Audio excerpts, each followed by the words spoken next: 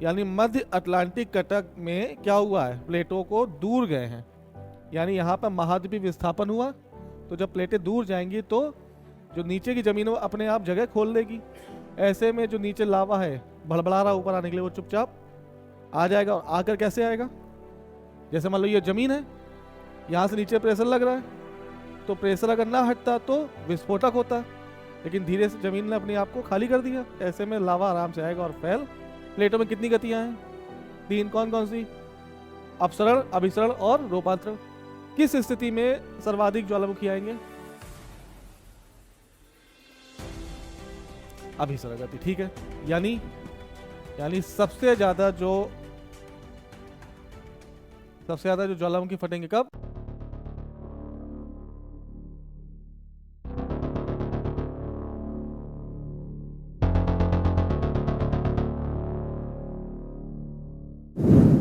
क्या है वोल्केनो, ज्वालामुखी क्या है,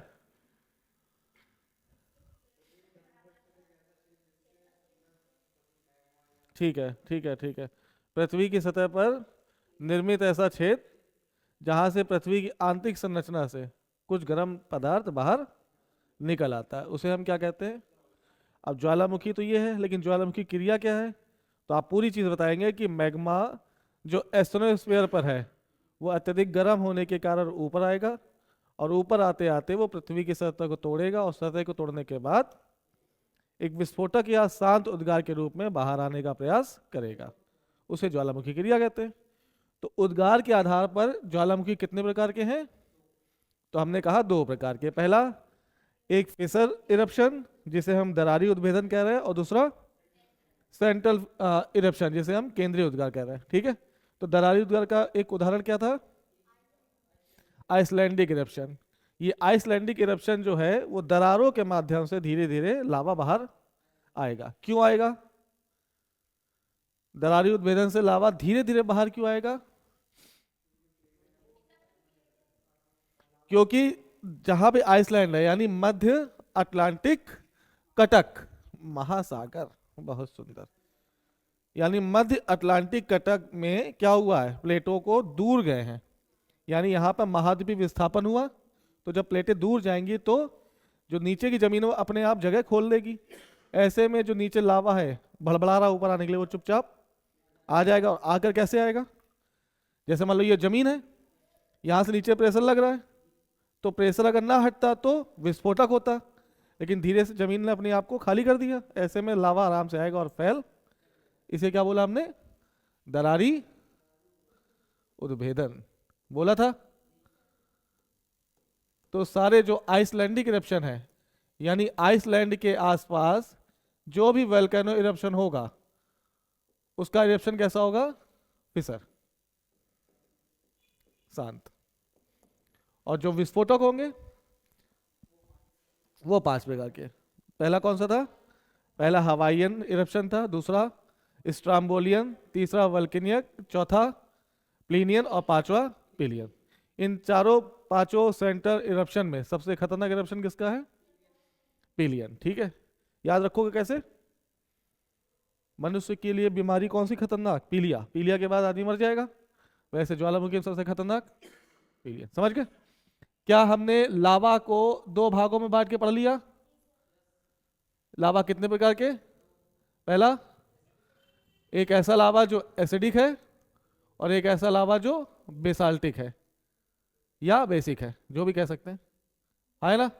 क्या क्या खासियत इसकी, एसिडिक लावा में किसकी मात्रा ज्यादा होगी, कम होगी ना सिलिकॉन की, हाँ हाँ, एसिडिक में सिलिकॉन की मात्रा बहुत ज्यादा होगी। जब सिलिकॉन की मात्रा ज्यादा होगी तो लावा गाढ़ा होगा, गाढ़ा होगा तो वोल्केनो कोन का निर्माण होगा। और जब बेसाल्टिक लावा में सिलिकॉन की मात्रा कम होगी तो लावा पतला होगा, और किसका निर्माण होगा, तो शील्ड का, लावा प्लेन का, और लावा प्लेट्यूस का होगा। ये सब चर्चा हम कल की क्लास में कर चुके हैं। यानी उद्गार के आधार पर ज्वालामुखी 6 प्रकार के पाए जाएंगे, ठीक है। आज हम पढ़ेंगे अवधि के आधार पर, यानी क्या एक ज्वालामुखी फटा, ये ज्वालामुखी है, यहां से फट गया, बाहर आ गया। एक निश्चित अंतराल के बाद यदि ज्वालामुखी में बार बार उद्भेदन हो रहा है तो उसे क्या कहेंगे? एक्टिव। यानी इसमें लगातार एक निश्चित अंतराल के बाद उसमें ज्वालामुखी फटेंगे तो वो क्या होगा? दूसरा डोरमेंट, यानी कभी ना कभी फटा, लेकिन उसके फटने का समय सीमा अभी निर्धारित, लेकिन भविष्य में वो कभी फट सकता, तो उसे क्या बोलेंगे? डोरमेंट। यानी सुसुप्त ज्वालामुखी, जो सोया हुआ है लेकिन कभी ना कभी जागेगा, और जागेगा तो तबाही मचाएगा। तीसरा एक्सटेंट या डेड। इसका क्या मतलब है? यानी कभी ना कभी उस ज्वालामुखी में विस्फोटन हुआ होगा, लेकिन एक लंबे समय के बाद अभी भी इसमें विस्फोट नहीं हुआ, और भविष्य में विस्फोट होने की जानकारी या उम्मीद नहीं है। तो ऐसे ज्वालामुखी क्या कहेंगे हम? तो अवधि के आधार पर ज्वालामुखी का वर्गीकरण करोगे तो कितने प्रकार के? पहला एक्टिव, दूसरा डोरमेंट, तीसरा, समझ गए? लिखो, पहला लिखो active. Active volcano, active volcano. ये कैसे ज्वालामुखी है? देखो, ये ऐसे ज्वालामुखी होते हैं, गुड इवनिंग, ये ऐसे ज्वालामुखी होते हैं जो एक समय अंतराल के बाद, जो एक समय अंतराल के बाद, जो एक समय अंतराल के बाद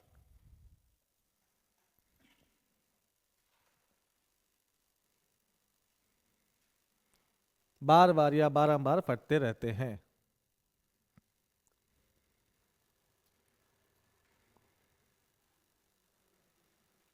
जो बार बार या बारंबार फटते रहते हैं। एग्जाम्पल कल बताया था हमने, कल का जो एक्टिव है, स्ट्राम्बोली, वो हर बार देखो चमक चमक के साथ निकल, लिख लो, जैसे स्ट्राम्बोलियन वेल्केनो। स्ट्राम्बोली कहां पर? स्ट्राम्बोली, स्ट्राम्बोली भूमध्य सागर, इटली के पास, ठीक है, लिखो स्ट्राम्बोली इटली या भूमध्य सागर। हाँ, स्ट्राम्बोली, इसीलिए कह रहे हैं क्लास व्लास का डिस्टरबेंस होना आपकी सफलता को डिस्टरबेंस करेगा। स्ट्राम्बोली ये कहाँ है? इसको कुछ और बोलते हैं ना? हाँ, इसको भूमध्य सागर का प्रकाश स्तंभ भी कहा जाता है। भूमध्य सागर का प्रकाश स्तंभ। प्रकाश स्तंभ क्यों? क्योंकि बार बार इसमें ज्वालामुखी फटेगा और प्रकाश होता रहेगा। स्ट्राम्बोली, समझ गए? दूसरा लिखो, अभी देखो ये सारी चीजें बार बार आएंगी जब हम वर्ल्ड मैपिंग कराएंगे ना, तो सभी वोल्केनो, सभी अर्थक्वेक, सभी माउंटेन, सभी नदियां, सभी पहाड़ पठार, सब आएगी चीजें, लोकेशन। लेकिन अभी जितना समझो, धीरे, ज्योग्राफी एक दिन का कभी भी सब्जेक्ट नहीं हो सकता। ठीक है, स्ट्राम्बोली अभी पता चल गया कहां पर है? कहां पर है? भूमध्य सागर, यानी इटली के पास। ये चीज तुम्हारे ज्योग्राफी खत्म होते होते कम से कम 3 से 4 बार रिपीट होगी। ठीक है, दूसरा लिखो डोरमेंट। डोरमेंट, डोरमेंट वोल्केनो, ये क्या है? इसमें लिखो उद्गार होने के बाद, उद्गार होने के बाद अगला उद्गार कब होगा, इसके लिए कोई निश्चित अवधि का समय नहीं है। यानी एक बार जागा फिर सो गया, सोना कितने समय के लिए इसका भी कोई पता नहीं चल पाएगा। डोरमेंट, डोरमेंट, हाँ। एग्जाम्पल लिखो, माउंट एटना। एटना कहां पर है? इटली, लिखो एटना। फिर लिखो विसुवियस। विसुवियस, विसुवियस कहाँ है? ये भी इटली के पास है। विसुवियस, दो हैं, एटना बहुत सारे हैं, लेकिन अभी हम क्या बात कर रहे हैं? टाइप्स ऑफ वेल्केनो की बात कर रहे हैं। अभी आ जाएगा, वो कभी डोरमेंट है कभी एक्टिव है। तीसरा लिखो एक्सटिंक्ट, EXTINCT, एक्सटिंक्ट वोल्केनो। ये क्या है? जो एक लंबे समय से, एक बार उद्गार होने के बाद कई सौ सालों से सोए हुए हैं, यानी इनके आने वाले भविष्य में उद्भेदन होगा या नहीं होगा इसका भी पता नहीं है। लिखो लिखो, एक बार उद्गार होने के बाद ऐसे ज्वालामुखी लंबे समय से सोए हुए हैं और भविष्य में इनके उद्भेदन की कोई आशा नहीं है। और भविष्य में इनके उद्भेदन की कोई भी आशा नहीं है। एग्जाम्पल, भारत का एक ज्वालामुखी है, नाम बताओ कोई। लिखो नारकोंडम। नारकोंडम, नारकोंडम ज्वालामुखी। ये कहां पर है? तो आप कहेंगे अंडमान निकोबार। ये एक बार दो बार फटा होगा, उसके बाद इसमें नहीं फटा कभी भी, निकोबार। एक और लिखो पोपा। पोपा कहां है? लिखो म्यांमार में। पोपा ज्वालामुखी कहां पर? म्यांमार। शास्ता रेनियर हुड, ये कहां पर है? USA। ये कैसे हैं? एक्टिव। ठीक, लिख लो यहाँ पे। एक और लिख लो, क्या था इसके पहले, क्या लिखा था एक्टिव में हमने? स्ट्राम्बोली लिखा था। इसमें लिख लो शास्ता, SHASHTA, शास्ता रेनियर, और तीसरा हुड। ये नॉर्थ अमेरिका के एक्टिव ज्वालामुखी हैं। ठीक है, नॉर्थ अमेरिका। एक दो और लिख लो, कोटोपॉक्सी। कोटोपॉक्सी ये साउथ अमेरिका के इक्वाडोर पे है। इक्वाडोर, कोटोपॉक्सी, है ना? ये बार बार याद होगा, धीरे धीरे याद होगा। एक दिन में सोचोगे सब याद कर लेंगे तो असंभव है, ये बार बार प्रैक्टिस से होगा।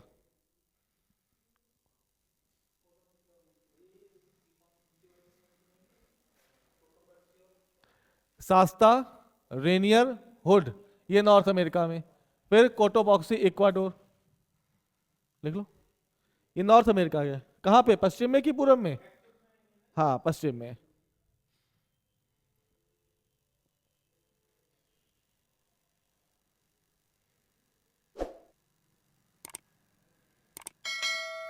एक इसमें लिख लो चाहो तो, डॉर्मेंट में लिख लो क्राकाटोवा।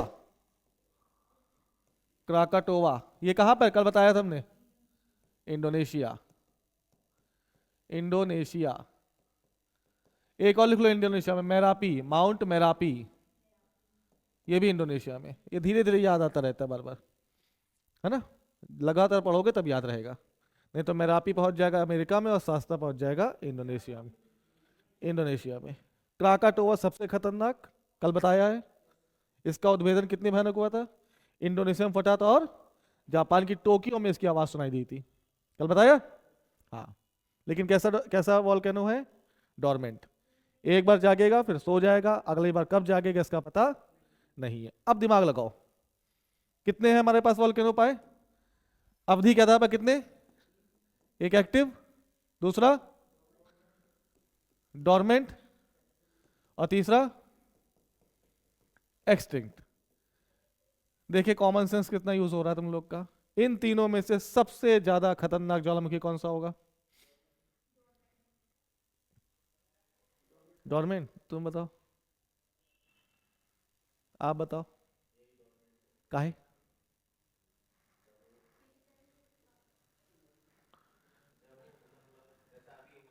हाँ, इथोपिया। हाँ, नहीं ये है एक्टिव, ये सक्रिय ज्वालामुखी है। ये है सुसुप्त, और हिंदी में क्या बोलते हैं? प्रसुप्त।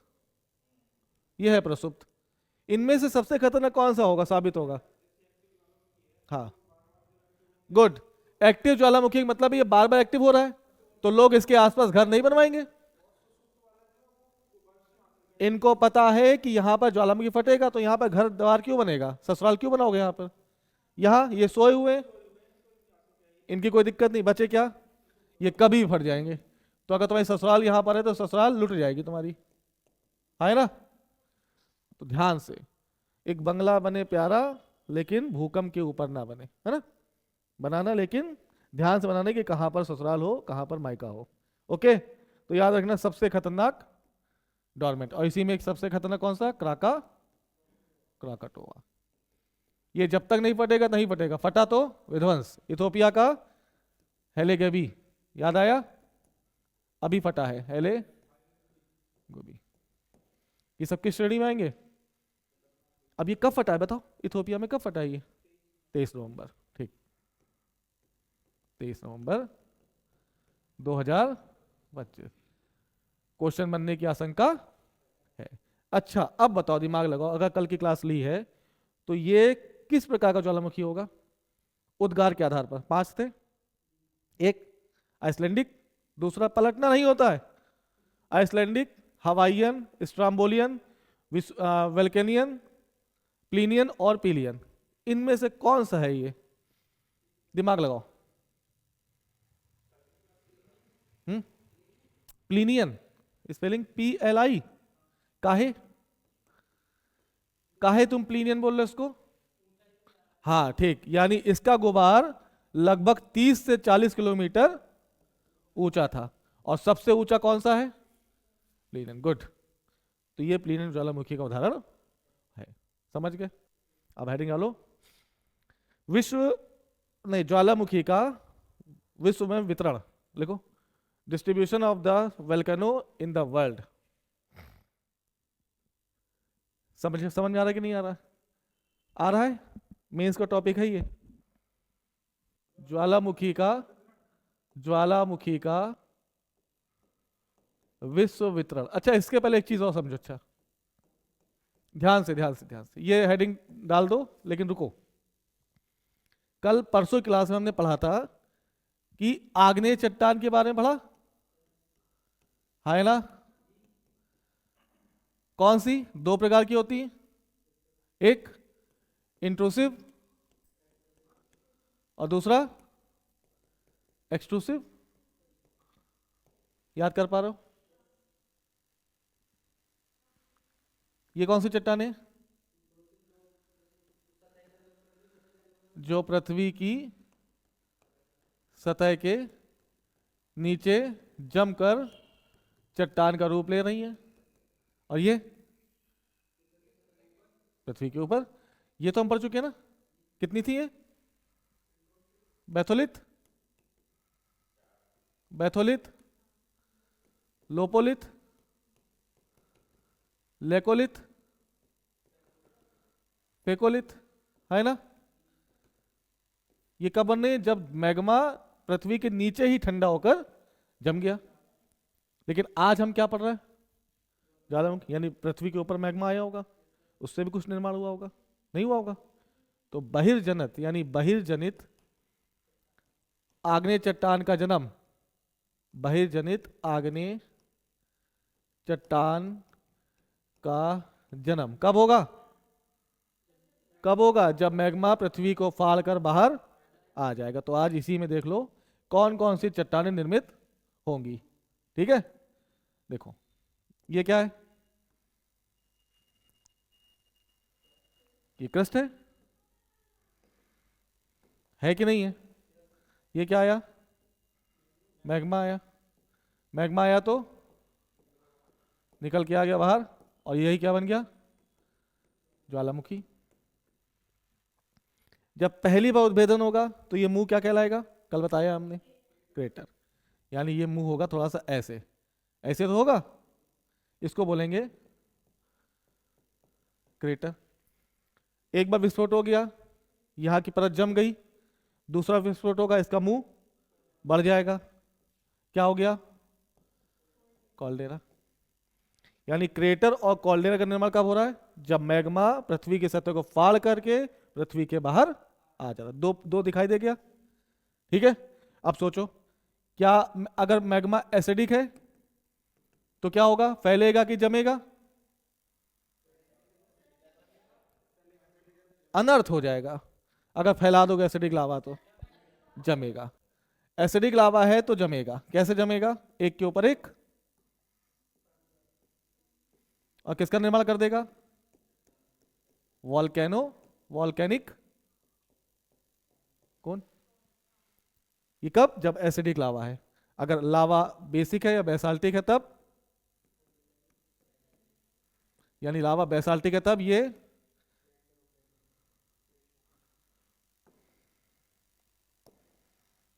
ये निकलेगा बाहर और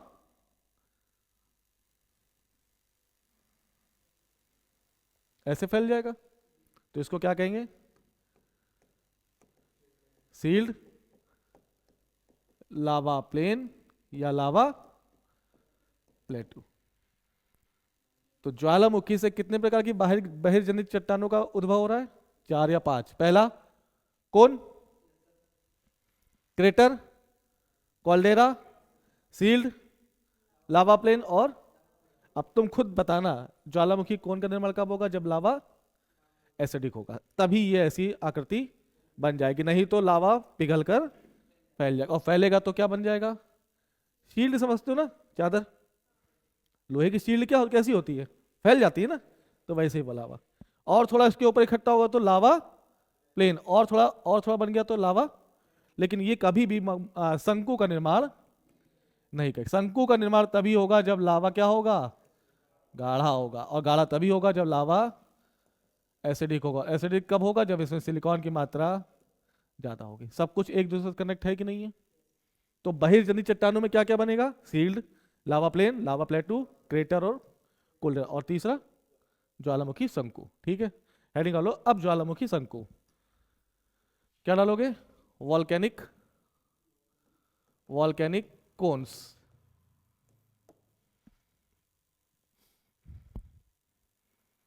सिंडर कोन है ना, पैरासाइटिक कोन और कंपोजिट कोन।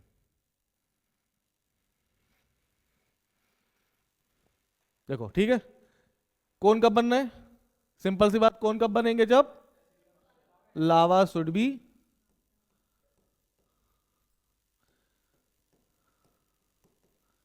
एसिडिक होगा।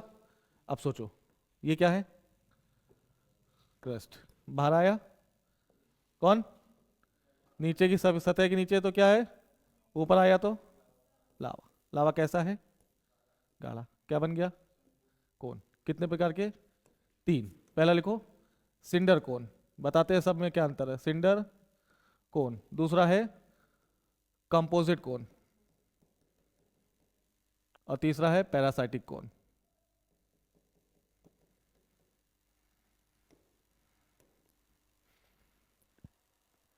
इसका डायग्राम भी तुम लोग देख लेना, अभी हम इसमें गूगल में नहीं जाके देख पाएंगे, लेकिन ये जब डालोगे तो पता चल जाएगा क्या होता है। अभी समझा देंगे सिंडर कोन क्या है, कंपोजिट कोन क्या है और पैरासाइटिक कोन क्या है। मेरी खांसी में सॉरी कंसीडर है।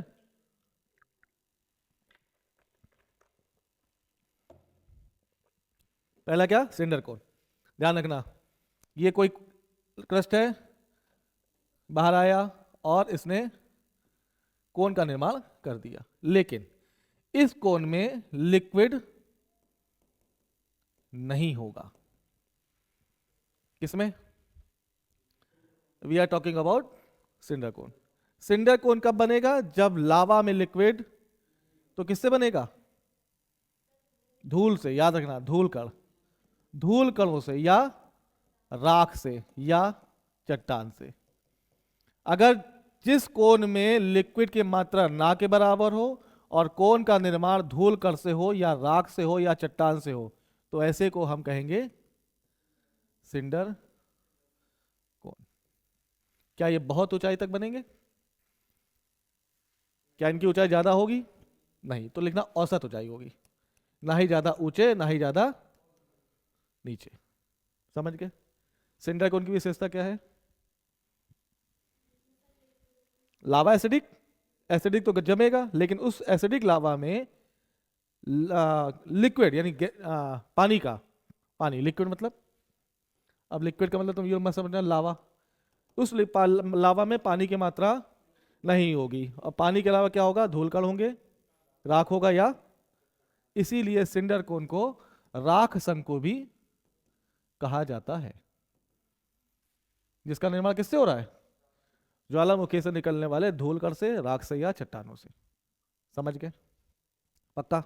दूसरी चीज ये आगे ना, इसकी ऊंचाई क्या होगी? इसकी तुलना में बहुत नीची होगी। सबसे ऊंचे बनेंगे कौन से कोन? कंपोजिट कोन। बता रहे कैसे? हेडिंग वालो, कंपोजिट कोन, कंपोजिट कोन। अच्छा, इसका उदाहरण लिख लो चाहो तो, सिंडर कोन के लिख लो। सिंडर कोन में शास्ता, रेनियर, हुड लिख लो। यहां पर जो ज्वालामुखी है शास्ता यानी यूएसए में, वो कैसा कोन का होगा? सिंडर कोन का। रेनियर कैसा होगा? सिंडर कोन। हुड कैसा होगा? सिंडर कोन।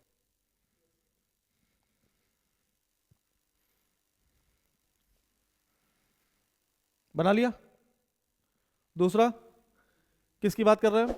कंपोजिट कोन, यानी फिर से मैग्मा आया, आया, फटा, फटा तो, फटा तो प्लेटें टूटेंगी, और ये क्या हो गया? जम गया। अच्छा, जब ज्वालामुखी फट रहा है, ध्यान देना, जब ज्वालामुखी फट रहा है तो क्या क्या चीजें निकल रही हैं? कल की क्लास, कल की क्लास में क्या क्या बताया?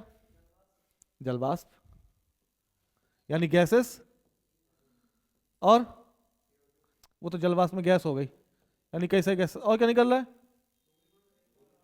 रॉक्स निकल रहे हैं, रॉक्स के रूप में पायरोक्लास्ट हो गया, पायरोक्लास्ट निकला था कल, पायरोक्लास्ट, टेफ्रा है ना, बेंसिया, लेपली और टफ एंड सो ऑन। ये सब क्या है? चट्टाने, कुछ बड़े रूप में है, कुछ इसमें लिक्विड भी होगा, लावा। अब कोई ज्वालामुखी फटा जिसमें कई सारे तत्व बाहर निकल आए, जिसमें क्या है? चट्टान भी होगी और लावा भी होगा और डस्ट पार्टिकल्स भी होंगे। क्या सबकी ठंडा होने की दर एक होगी? अलग अलग होगी। तो मान लो जो सबसे पहले ठंडा हो गया वो जमकर ऊपर ये सतह बना ली, बना ली। इसके बाद मान लो कुछ और ज्वालामुखी फटा दोबारा, तो फिर से एक सतह बन गई।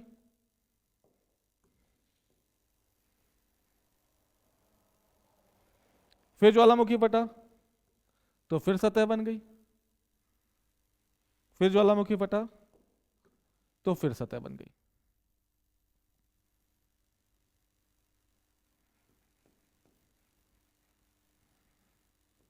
और एक बार फिर से ज्वालामुखी फटा तो फिर सतह बन गई।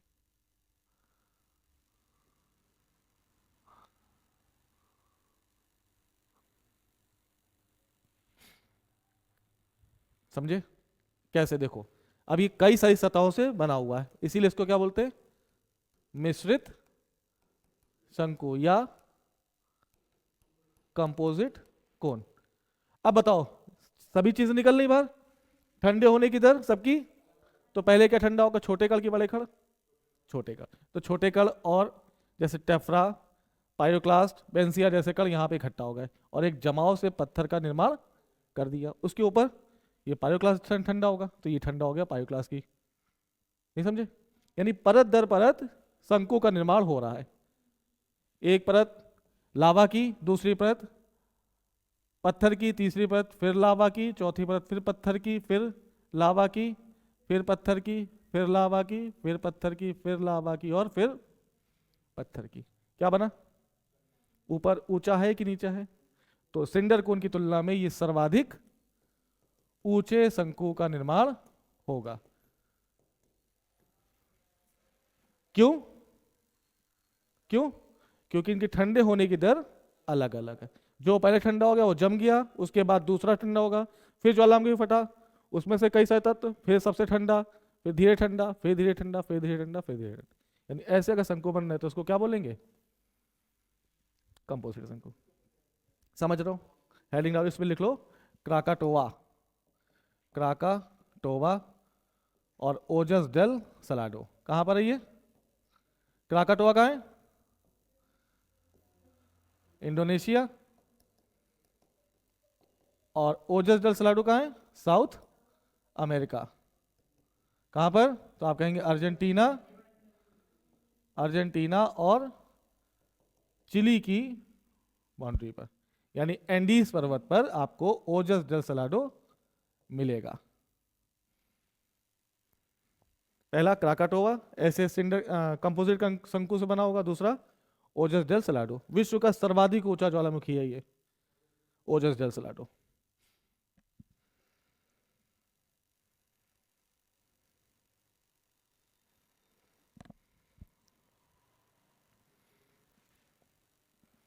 साउथ अमेरिका, अर्जेंटीना और चिली के बीच में की बाउंड्री पे ये है ओजस डेल सलाडो की लोकेशन। जब तुम एटलस देखोगे तो यहाँ दिखेगी।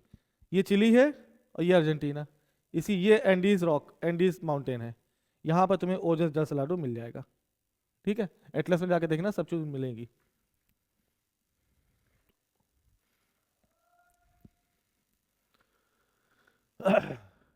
तीसरा कौन सा था? पैरासाइटिक।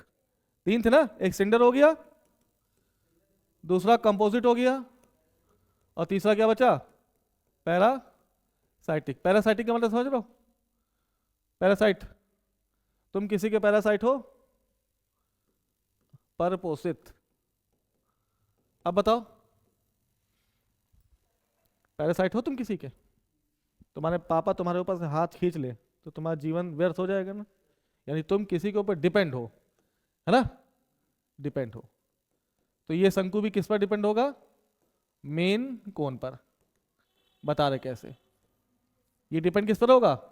जो मेन कोन का निर्माण हुआ ना ज्वालामुखी के मुंह पर, उसी पर निर्भर होगा। लेकिन कैसे बताते हैं। कौन सा? पैरासाइटिक। देखो क्या होता है। मान लो शंकु बन गया। अच्छा, ये शंकु अगर बन रहा तो कैसा शंकु होगा? पैरासाइटिक, सॉरी सिंडर की कंपोजिट सिंडर होगा ये।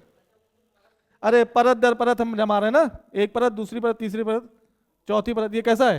कंपोजिट है। ठीक है, ज्वालामुखी आ रहा है, कहां से आ रहा है? एस्टोनेसिया से। ठीक है, जहां से आता है उसको क्या बोलते हैं? ज्वालामुखी की नली, वेंट। आया, अब बताओ, इसको पहली बार तोड़ा होगा तो आसानी से टूट गया होगा, हो गया होगा। दूसरी बार थोड़ा कठिन हुआ होगा, तीसरी बार और कठिन, चौथी बार, पांचवी बार। हो सकता है मैग्मा का कुछ हिस्सा इसको ना तोड़कर यहां से निकलने का प्रयास कर दे। किस पर डिपेंड है ये? मेन कोन पर। ये खुद से वहां से नहीं निकला, बल्कि इसने कोन में ही कोई जगह ढूंढ ली और यहां से इसने खुद को मैग्मा को बाहर निकाल दिया। ऐसे कोन को, या सॉरी ऐसे ज्वालामुखी क्या बोलेंगे? क्या बोलेंगे?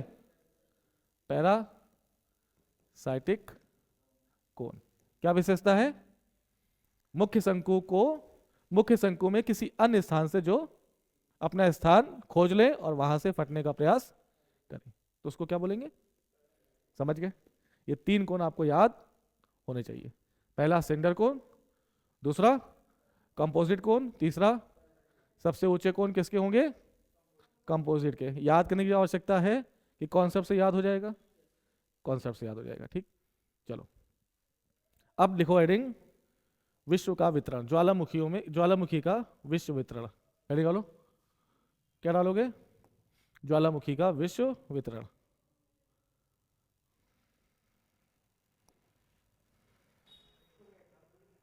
नहीं होगा, याद नहीं है अभी इस समय, होगा तो ही कोई ना कोई। कोई है एग्जाम्पल लिखा था उस समय? अच्छा, कोई एग्जाम्पल लिखाया था हमने पैरासाइटिक कोन का? नहीं लिखाया था ना, तो होगा नहीं। नहीं, कोई नाम माउंटेन का। चलो कोई नहीं, है निकालो। अच्छा कुछ चीजें लिखो पहले इसमें, लिखो। अच्छा, कोई क्वेश्चन का जवाब दो। ये बताओ कि सर्वाधिक संख्या में ज्वालामुखी कब आएंगे, किस स्थिति में आएंगे ज्वालामुखी? नहीं, प्लेटों में गतियां होती हैं, गति की वजह से आते हैं। प्लेटों में कितनी गतियां हैं? तीन, कौन कौन सी? अपसरण, अभिसरण और रूपांतरण। किस स्थिति में सर्वाधिक ज्वालामुखी आएंगे? अभिसरण गति, ठीक है। यानी यानी सबसे ज्यादा जो ज्वालामुखी फटेंगे कब? अभिसरण गति में। विश्व के लगभग 80% ज्वालामुखी कब आते हैं? जब प्लेटों में अभिसरण होता है। कितना? याद रखना, कितना? पहला। 15% ज्वालामुखी तब आते हैं जब प्लेटों में अपसरण होता है। कितने बचा? और 5% ज्वालामुखी तब आते हैं जब कुछ नहीं होता। यह एक अलग घटना है। नहीं, अलग घटना है। और इसको समझने के लिए तुम्हें एग्जाम्पल समझना पड़ेगा। जैसे आज तक कभी सुना है कि भारत में महाराष्ट्र में ज्वालामुखी फटा, या तमिलनाडु में ज्वालामुखी फटा, या कर्नाटक में ज्वालामुखी फटा? लेकिन ये जो दक्कन का पठार है, ये किस मिट्टी से बना है? ये तो पता होगा। नहीं पता? अनर्थ हो जाएगा। ये क्या है? भारत है ना? भारत का निचला हिस्सा क्या बोलते हैं? दक्कन प्लेटू। इस दक्कन पठार का निर्माण किस मिट्टी से हुआ है? ज्वालामुखी मिट्टी, यानी काली मिट्टी। काली मिट्टी कब बनेगी? जब ज्वालामुखी का विस्फोट होगा। तो क्या ज्वालामुखी कभी फटते हैं महाराष्ट्र, मध्य प्रदेश और गुजरात में? फटते? तो फिर यहाँ की काली मिट्टी कैसे आ गई? भोलेनाथ का लो काली मिट्टी से बनाओ दक्कन, ऐसा हुआ होगा। तो किस वजह से यहां पर फटे, जबकि यहां फटने की कोई गुंजाइश नहीं है? यहां ज्वालामुखी क्यों फटे? क्या भारतीय प्लेट का ये वाला हिस्सा लड़ रहा है ना, ये वाला? ये भी महाद्वीपीय प्लेट है। कौन सी? यूरोपियन। और ये कौन सी है? Indo Australian plate. महाद्वीपीय महाद्वीपीय अभिसरण हो रहा है यहां पे, कॉन्टिनेंटल प्लेट और कॉन्टिनेंटल प्लेट। कॉन्टिनेंटल प्लेट और कॉन्टिनेंटल प्लेट जब लड़ेंगे तो ज्वालामुखी नहीं आएंगे। फिर भी भारत ज्वालामुखी आए, उसकी वजह क्या है? तो इसकी वजह समझने से पहले आपको कम से कम 10 करोड़ साल पहले चलना पड़ेगा। वो बात की बात है, पहले समझो।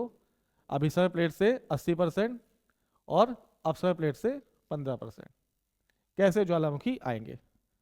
ठीक है, समझ रहे हो? ये कैसे हटेगा?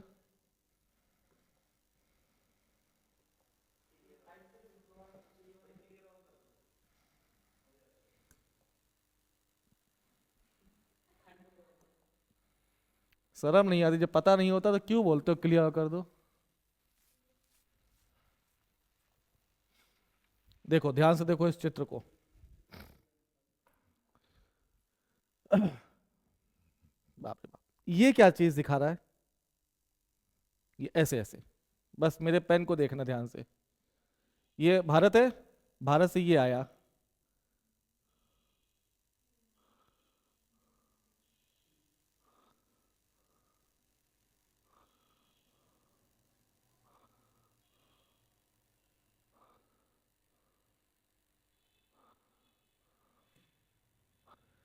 एक एक वृत्त दिख रहा है, रिंग ऑफ फायर।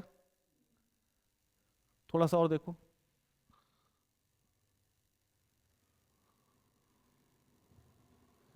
ये दिख रहा है? पूरा नहीं दिखा रहा है, इस पे अफ्रीका चला गया। चलो ये अफ्रीका मान लो।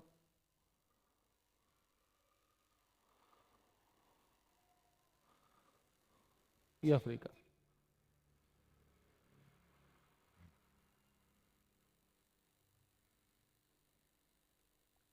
ये अफ्रीका है, ठीक है। ये एशिया रहने दो, ठीक। यानी ये हिस्सा पूरा नॉर्थ अमेरिका का ये हिस्सा और अफ्रीका का ये हिस्सा। ये सब देखो क्या हो रहा है, ये कौन सी प्लेट होगी, महासागरीय प्लेट, या क्या है, प्रशांत महासागर है, यहाँ पे प्रशांत महासागर है। इसमें क्या हो रहा है, अभिसरण और कुछ घटनाएं अपसरण की हो रही हैं। जैसे ये वाली घटना अपसरण की है और ये वाली अफ्रीका घटना अपसरण की है, खिसक रही है। ये प्लेट अफ्रीका की टूट रही है, अफ्रीका दो भागों में टूट रहा है, एक नूबियन प्लेट है और एक है सोमालियन प्लेट। वर्तमान की स्थिति बता रहा है, धीरे धीरे इसमें दरार पड़ रही है और यहाँ भूकंप आए हैं। तो इथोपिया यहाँ पर है ना, तो भूकंप आया हेली गोबी, किस वजह से, जब प्लेटों में दूरी हुई होगी, हम वो नहीं बता रहे। जब प्लेटें बार आपस में क्या करेंगी, अभिसरित कर रही हैं, तो महासागरीय प्लेट क्या करेगी, नीचे जाएगी, भ्रंश का निर्माण होगा। और महासागर के ऊपर क्या है, महासागर यानी पानी, पानी नीचे गया जाएगा, पानी में क्या मिला हुआ है, सिलिकॉन, और ये अंदर के मैग्मा में सिलिकॉन की मात्रा को बढ़ा देगा। तो ये क्षेत्र याद रखना, ये क्षेत्र हमेशा ज्वालामुखी से भरा होगा, यहां पे ज्वालामुखी लगातार फटते रहेंगे। ये वाला क्षेत्र, ये पूरा जो गोल गोल से डॉट डॉट से है ना, ये देखो फिर से ध्यान से देखना, और ये लिखना होगा तुमको, ये डॉट ये डॉट ये डॉट डॉट जो बन रहा है, दिख रहा है, ये डॉट डॉट वाले क्षेत्र किसको रिप्रेजेंट कर रहे हैं, ये तीव्र ज्वालामुखी फटने की प्रक्रिया को दिखा रहा है, ये वाला। ये भी लो लो, क्योंकि अपसरण हो रहा है फिर भी यहां पे ज्वालामुखी फटेंगे। तो रिंग ऑफ फायर किसको कह रहे हैं, परिप्रशांतीय ज्वाला वृत्त को, परिप्रशांतीय ज्वाला वृत्त। दुनिया भर के सर्वाधिक खतरनाक ज्वालामुखी कहां फटेंगे, जब प्लेटों में अभिसरण होगा। और प्लेट कौन सी, महासागरी, महासागरी कौन सी, ओशियनिक प्लेट और ओशियनिक प्लेट। और जब ये अभिसरण होगा तब ज्वालामुखी लगातार फटेंगे, चाहे वो, ये भारत, यहां पे आ गए जापान, आ गए जापान का फ्यूजियामा, ये इंडोनेशिया माउंट मेरापी और क्राकाटोवा। इधर आ जाओ, देखो यहां पे शास्ता, रेनियर, हुड, और कहा है ये ओजस डेल सलाडो।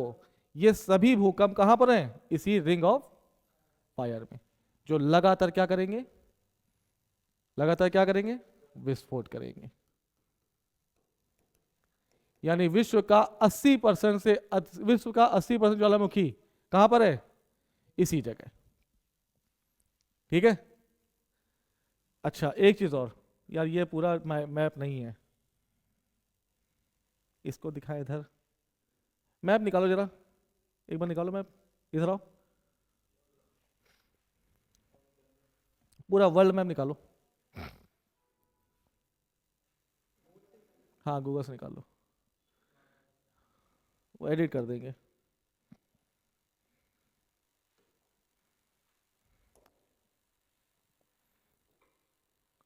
फिजिकल निकालना, वर्ल्ड फिजिकल, फिजिकल,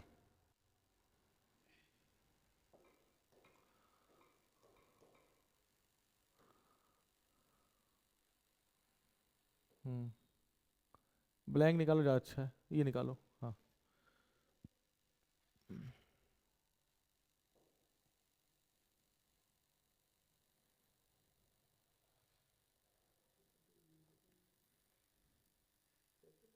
हाँ हाँ सेव करो, चलो ठीक है, रहने दो, जो भी रहने दो,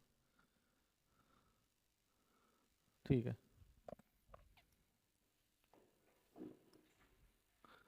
हमने क्या कहा कि पहला 80% किससे आएगा, विश्व का 80% ज्वालामुखी कब होगा, जब प्लेटों में अभिसरण होगा, 15% जब अपसरण होगा।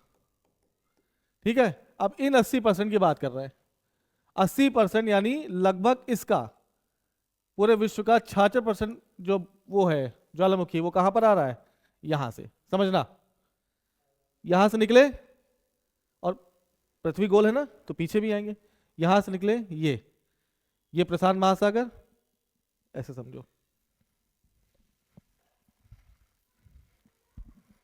यहां से निकले थाईलैंड होते हुए, ये क्या आ गया, पूरा प्रशांत महासागर, ये पूरा पूरा गोल गोल, ये जो रिंग ऑफ फायर बनेगा, वहां पे सर्वाधिक विश्व के 66% ज्वालामुखी कहाँ आएंगे, मेरी बात समझे, यानी ये जो दिखेगा इसमें पूरा प्रशांत महासागर में, पूरा प्रशांत महासागर में विश्व के 66% ज्वालामुखी आएंगे। इस वजह से क्या कहते हैं, अग्नि वलय, रिंग ऑफ फायर। फायर क्यों कह रहे हैं, लगातार आग निकलेगी, इसलिए क्या कहा इसको, रिंग ऑफ फायर। 80% भूकंप किसकी वजह से, जिसमें से 66% कहां आ रहे हैं, सिर्फ और सिर्फ प्रशांत महासागर, बचे कितने 12 से 14%, वो भी क्या आएंगे, वो भी प्लेटों के अभिसरण से आएंगे। देखो यहां पर ये अफ्रीका है, ये क्या है, मेडागास्कर है, ये क्या है, भूमध्य सागर है, ये महाद्वीप। अब जब महाद्वीप अपसरण हुआ, बाहर गए, ये देखो ये ऐसा लग नहीं है भूमध्य सागर को जबरदस्ती बनाया गया हो, ये पहले कभी जुड़े होंगे, जब ये खाली हुए यानी क्या हुआ होगा, अपसरण। यानी भूमध्य सागर जब अफ्रीका, लाल सागर जो बना है, सऊदी अरब अलग हुआ, भूमध्य सागर अलग हुआ, तो यहां पर सर्वाधिक भूकंप आए, इटली, विसुवियस, एटना, स्ट्राम्बोली कहां पर है, ये सब इसी भूमध्य सागर में। यानी क्या हुआ होगा, 80% किससे, जब प्लेटें आपस में टकराई, 15% किसमें, जब प्लेटें आपस से दूर गई, होगा। तो यहां पर कितने परसेंट, तो चाहे इटली का क्या हो, विसुवियस हो, एटना हो, इटली का ही एटना हो, स्ट्राम बोली हो, ये सब किसकी वजह से आए होंगे, यानी प्लेटों के दूर जाने से। एक तरफ प्लेट इधर जा रही है और दूसरी तरफ इधर जा रही है, जब प्लेटें दूर होंगी तब भूकंप, ज्वालामुखी आएंगे। ठीक है, एक चीज और समझो, ये समझ में आया कि नहीं आया, पहले बताओ। अब देखो ज्वालामुखी कौन से किस नाम से है, ये बात हम करेंगे वर्ल्ड मैपिंग में। अभी हम क्या कह रहे हैं, अभी हम सिर्फ बात कर रहे हैं कि विश्व में ज्वालामुखी का वितरण किस आधार पर किया गया है। तो तुमको पता है कि अभिसरण से ज्यादा ज्वालामुखी आएंगे, तो इस वजह से क्या हुआ, प्रशांत महासागर में, जिसे परिप्रशांति ज्वालाव्रत या रिंग ऑफ फायर कहा गया, यहां पर विश्व का 66% भूकंप आया कि नहीं आया। अब समझो कुछ अंतर महाद्वीप में भी आएंगे, जैसे ये क्या है, अफ्रीका पे गुजरे जमाने में अफ्रीका भारत एक साथ थे, अलग हो रहे हैं।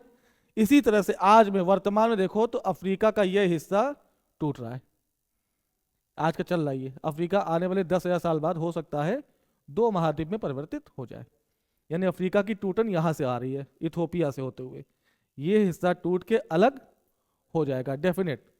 अब जब ये टूट रहा है तो क्या हो रहा होगा प्लेट में, अपसरण की अभिसरण, अपसरण हो रहा होगा, यानी ये इधर जा रहा होगा और ये वाला हिस्सा, ठीक है। इस अफ्रीका को 2 भागों में बांटा गया, कहा गया ये अफ्रीका, हाँ ये है, ये ऐसे टूट रहा है,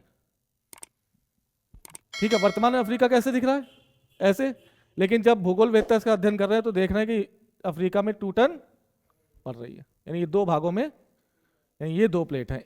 इस प्लेट को कहा गया नूबियन प्लेट, और ये है प्लेट सोमालियन प्लेट। ये दोनों क्या कर रही हैं, ये इधर जा रही है और ये इधर जा रही है, यानी बीच में क्या होगा, दरार पड़ेगी, दरार से क्या होगा, दरारी ज्वालामुखी फटेगा। मेरी बात समझे, तो एक तो अपसरण से ये दिख रहा है, दूसरा अपसरण से देखो कैसे दिखेगा। हाँ ये क्या है, ये कौन सा महासागर है, जो अबे तुम लोग मैप में काम करो भाई, अनर्थ हो जाएगा। ये अटलांटिक महासागर है, अटलांटिक। ठीक है, याद करो कल हमने पढ़ाया था क्या, ये क्या है, आइसलैंड है, आइसलैंड है। इसमें आइसलैंडिक इरप्शन हो रहा है। क्यों हो रहा है? महासागरीय प्लेट और महासागरीय प्लेट में अपसरण हो रहा है, तो मिड ओशियनिक रिज बनेगा। यानी सोचो अपसरण से कैसे ज्वालामुखी आएंगे, ये जुड़ा है। महाद्वीपीय विस्थापन सिद्धांत पढ़ो, याद करो। पश्चिम की ओर ये चले गए और ये यहां रुक गया, ऐसे में ये दोनों के बीच जगह खाली हो रही है। यानी जब आराम से ये दबाव जो पड़ा हुआ था ज्वालामुखी के ऊपर आने से, मैग्मा के ऊपर दबाव कौन डाल रहा है, ये प्लेट। ये प्लेट अगर ऐसे हो जाए तो इस मैग्मा को निकलने में आसानी हो जाएगी, आसानी होकर फैल जाएगा। तो यहां पर जितना भी ज्वालामुखी आ रहा है किसकी वजह से, दरारी उद्भेदन की वजह से। यानी यहां पे प्लेटें क्या हो रही हैं, अपसरण हो रही हैं। तो आइसलैंड में जितना भी ज्वालामुखी था, चाहे वो हेलाकी हो, कल नहीं बताया हेलाकी, और एक नाम और आ रहा है, चलो अभी याद नहीं आ रहा। तो हेलाकी ज्वालामुखी कैसा है, यानी मध्य अटलांटिक कटक में, मिड अटलांटिक रिज में जो भी भूकंप आएंगे कैसे, सॉरी ज्वालामुखी आएंगे वो कैसे होंगे, अपसरण से। और उनका प्रकार कैसा होगा, दरारी। तो 15% में महाद्वीप अफ्रीका भी आ गया, अफ्रीका महाद्वीप का ज्वालामुखी आ गया, और अटलांटिक महासागर का भी ज्वालामुखी आ गया। ये 80 और 15% तो आप पहचान सकते हैं, लेकिन जो 5% बचे हैं वो ज्वालामुखी अंतरा प्लेट ज्वालामुखी कहलाते हैं। क्या कहलाते हैं, इंट्रा प्लेट वॉल्केनो। ये क्या होता है, इसको समझ लिया तो ज्वालामुखी आपका आसान हो जाएगा। अभी तक की बात समझ में आई, क्या क्या, अभी तक क्या क्या, 80% अभिसरण से, ठीक है। हाँ, बहुत बढ़िया, और जगह से आ रहे हैं, ठीक है, बहुत बढ़िया। और अटलांटिक और अफ्रीका के दूर होने से, जो वर्तमान में इथोपिया का ज्वालामुखी है ना, उसको 100% तुम किससे जोड़ोगे, इसी से। ये जो अपसरण हो रहा है श्योर है, ठीक है। ये इथोपिया, यहां पे ज्वालामुखी क्यों आएगा, जब प्लेटें, तो यहां का ज्वालामुखी बहुत इसी वजह से अपसरण से आया, ठीक है। दूसरा, ये आइसलैंडिक इरप्शन हो रहा था, याद करो। यहां की प्लेटें जब दूर जा रही होंगी तभी तो आया होगा, और यहां के ज्वालामुखी कैसे आएंगे, अपसरण से। तो 15% अपसरण से, 80% अभिसरण से, कितना हो गया, 95। अब क्या बचा, 5%। एक चीज दिखाते हैं, ठीक है। इसको भी सेव करो, आओ भाई, आओ।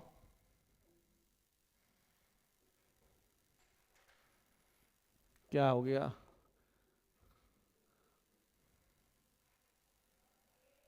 कहाँ गया,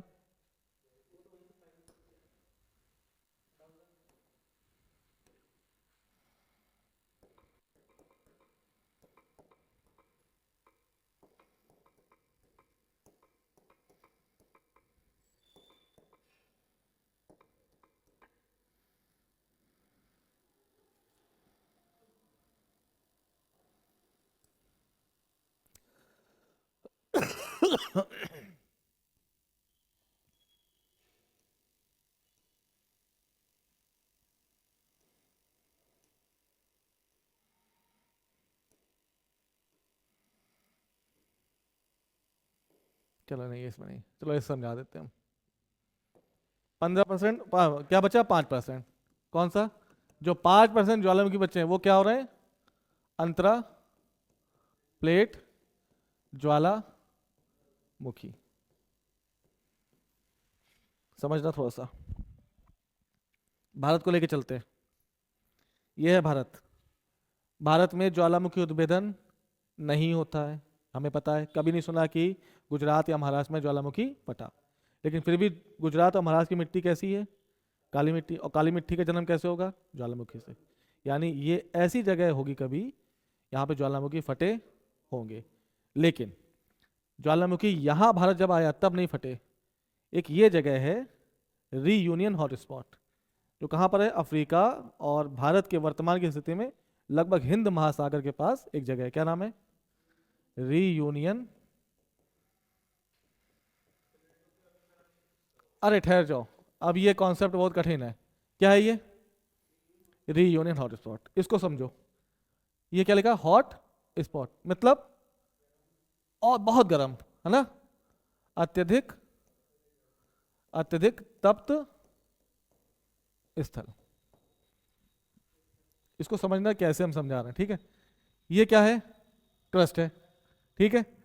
और ये सब क्या भरा होगा इसमें? ऐसे मत करो, क्रस्ट को सीधा लेते हैं।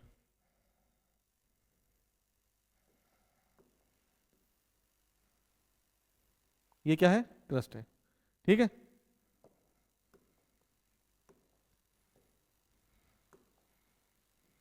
और ये क्या है? ये क्या है? एस्ट्रोस्फीयर।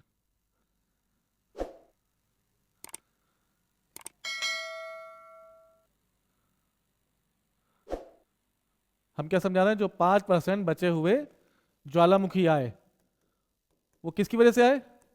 वो ना ही अभिसरण से आए और ना ही अपसरण से आए। तो फिर आए कैसे? मुद्दा यही ना, समझो। क्या इस एस्ट्रोस्फीयर का, दुर्बलता मंडल का सभी पार्ट एक जैसा गर्म होगा? कि इसका कुछ भाग हो सकता है ज्यादा गर्म हो, कुछ हल्का हो सकता है? हो सकता है, इसीलिए बता रहे क्यों। मान लो ये हिस्सा अन्य दुर्बलता मंडल की तुलना में सर्वाधिक गर्म हिस्सा हो। अब और लाल कैसे करें? क्या करना है हमने? क्या करना है? ये लिथोस्फीयर है, इसके नीचे किसके किसके नीचे तैर रहा है? ये किसके ऊपर तैर रहा है? दुर्बलता मंडल के ऊपर। ये दुर्बलता मंडल पूरा है किसकी, इसकी कितनी है? 100 से 300 किलोमीटर की मोटाई तक ये तैर है। इसका सभी भाग हो सकता है अलग अलग तापमान रखे हो। हम क्या मान के चल रहे हैं? इस दुर्बलता मंडल का ये हिस्सा सुपर हीटेड है। इसको क्या बोलते हैं? Super heated plume. क्या बोलते हैं? सुपर हीटेड प्लूम, यानी दुर्बलता मंडल का एक ऐसा हिस्सा जो सबसे ज्यादा हॉट स्पॉट क्षेत्र वाला है। सबकी तुलना में सबसे ज्यादा गर्म कौन सा हिस्सा? ये वाला। अब ये ज्यादा गर्म है इससे, तो ऊपर आने का प्रयास क्या करेगा? ये करेगा। अब सोचो, ये प्लेट है, प्लेट में मूवमेंट हो रहा है कि एस्ट्रोनोस्फीयर में मूवमेंट हो रहा है? प्लेट भारत हिला ना। आज से 10 करोड़ साल पहले भारत कहां था? आज से 10 करोड़ साल पहले भारत मेडागास्कर जुड़ा था। अब भारत हिला, रीयूनियन हॉटस्पॉट कहां पर है? यहां पर है। भारत यहां से आया, जैसे इसके ऊपर आया, ये भारत का ये हिस्सा आया, जैसे ही यहां पहुंचा ये ज्वालामुखी फट गया। तो पहला ज्वालामुखी फटा कहां पर? इस जगह। भारत फिर आगे आया। नहीं समझे? मेरी बात समझो, ये सारा खेल कॉन्सेप्ट का है। भारत कहां से आ रहा है? पीछे से।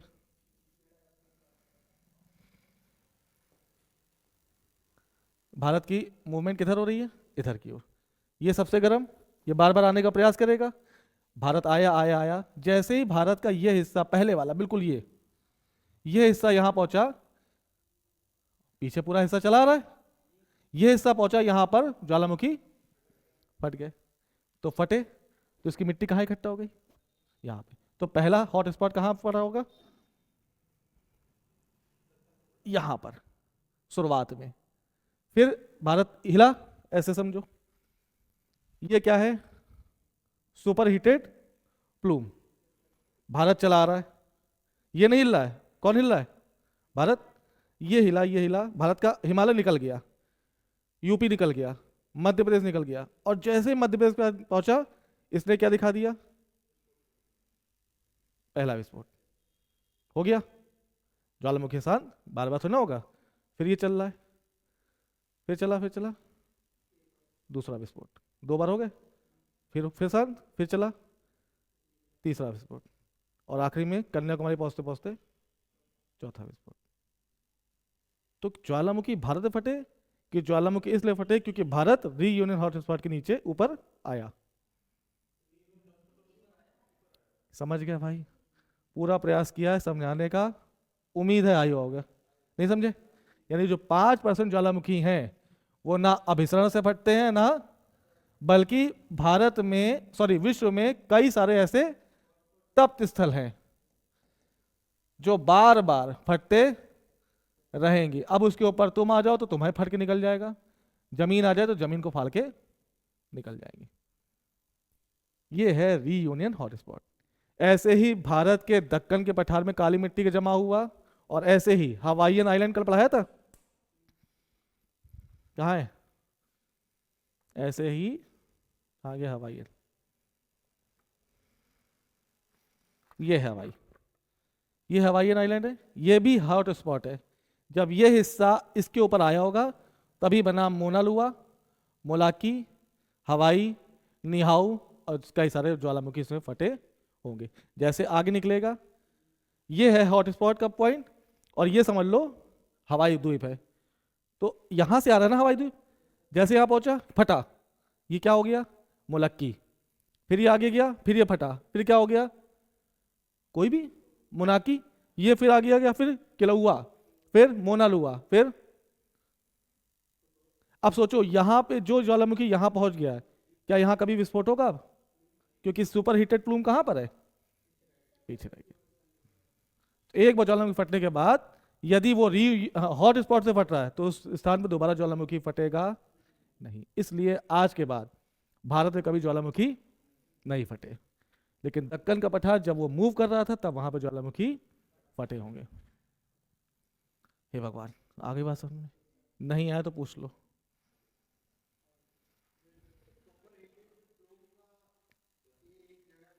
हो जाता है, देखो कोई भी चीज बराबर से नहीं होगी ना।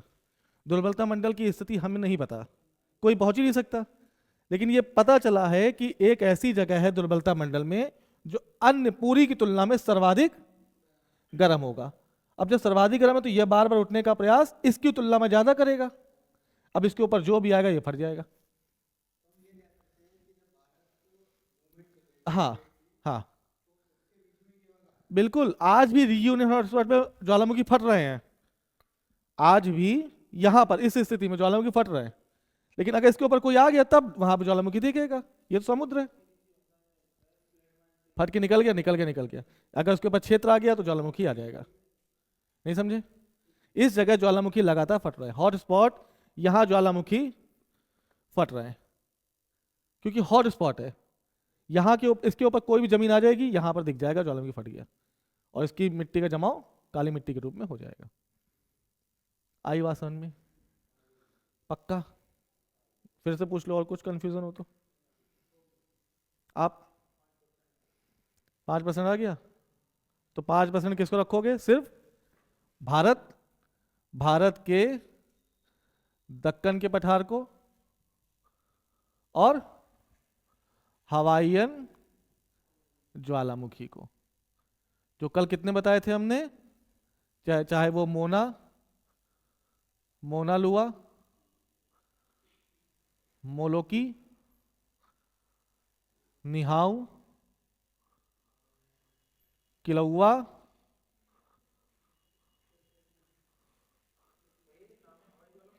मोनोकी, ये सब ज्वालामुखी बने हैं किसकी वजह से?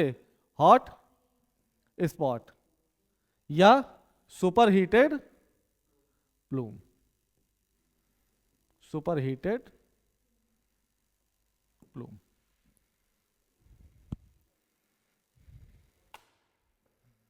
उम्मीद है ज्वालामुखी आज के बाद कंफ्यूज नहीं करोगे। नाम में कंफ्यूज मत होना कि भैया क्राकाटोवा कहाँ है, ये सब धीरे धीरे वर्ल्ड मैपिंग में आपको आ जाएगा। ठीक है, फिर मिलेंगे हम लोग कल। ठीक है।